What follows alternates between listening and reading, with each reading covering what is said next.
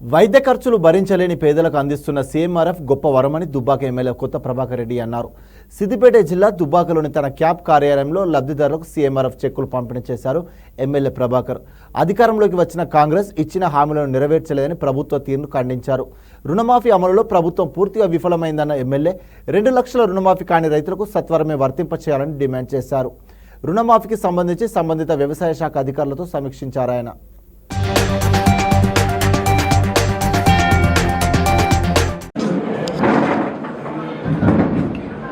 అందరికి నమస్కారం.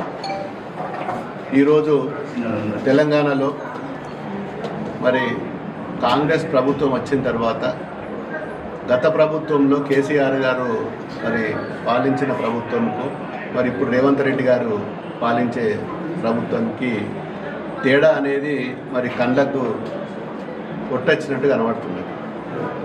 దున్నపోతు మీద వాన పడ్డట్టు మరి ఇప్పటి ప్రభుత్వం గ్రామాల ఏ గ్రామంలో పోయినా మరి అస్తవ్యస్తంగా అన్ని డిపార్ట్మెంట్లు, ఈ డిపార్ట్మెంటు ఆ డిపార్ట్మెంట్ అని కాదు, ఆసుపత్రులకు పోతే ఎక్కడ పోయినా పొద్దున్న లేస్తే మాకు ఇప్పటి వరకు ఇంతవరకు మరి నేను 10 సంవత్సరాల నుంచి ఒక ఎంపీగా పనిచేసిన మరి జిల్లా మొత్తంలో కూడా మరి పూర్తిగా ఈ అడ్మినిస్ట్రేషన్ మీద కానీ, హాస్పిటల్స్ మీద కానీ, హాస్టల్స్ మీద కానీ, స్కూల్స్ మీద కానీ మరి పూర్తిగా అవగాహన ఉన్నది నాకు.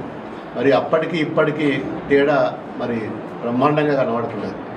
ఏ రోజు ఏ ఊరికి పోయినా పొద్దున్న లేవంగానే సార్ మా ఊర్లో 10 మందికి డెంగ్యూ వచ్చింది, కలరా వచ్చింది, మమ్మల్ని పట్టించుకునేటోళ్ళు లేరు, మరి ఆసుపత్రిలో పోతే డాక్టర్లు పట్టించుకుంటలేరు, టాబ్లెట్లకు డబ్బులు లేవని చెప్పి మరి బయట మెడికల్ షాపులలో కూడా మేము డబ్బులు పెట్టి సొంత డబ్బులు పేదోళ్ళం సార్, ఇంట్లో 4 ఉంటే 4కి జ్వరాలు వచ్చినాయి, మరి పట్టించుకునే నాదులు లేడని చెప్పి మరి రోదనలు కనబడుతున్నాయి. ఏ గ్రామం పోయినా చిన్నపిల్లల నుంచి మొదలుకుంటే వృద్ధుల వరకు మరి పూర్తిగా ఆరోగ్యపరంగా, హెల్త్ పరంగా పూర్తిగా నిర్వీర్యం అయిపోయిన మరి మొట్టమొదటిసారి మా ప్రజలు కూడా అంటున్నారు, ఇన్ని సంవత్సరాలల్లా మేము ఎన్నో ప్రభుత్వాలు చూసినాం, 20-30 సంవత్సరాల నుంచి కూడా చూసినాం, మరి గతంలో ఉన్న టీడీపీ చూసినాం, కాంగ్రెస్ చూసినాం, టీఆర్ఎస్ని చూసినాం, మరి ఇప్పుడు ఉన్న కాంగ్రెస్ మరి ఈ ప్రభుత్వము పొద్దున్న లేవగానే టీవీల ముంగట పడగొట్టుడు, కూలగొట్టుడు తప్ప మరి ఏ ఊర్లో కూడా పట్టించుకుంటలేదు.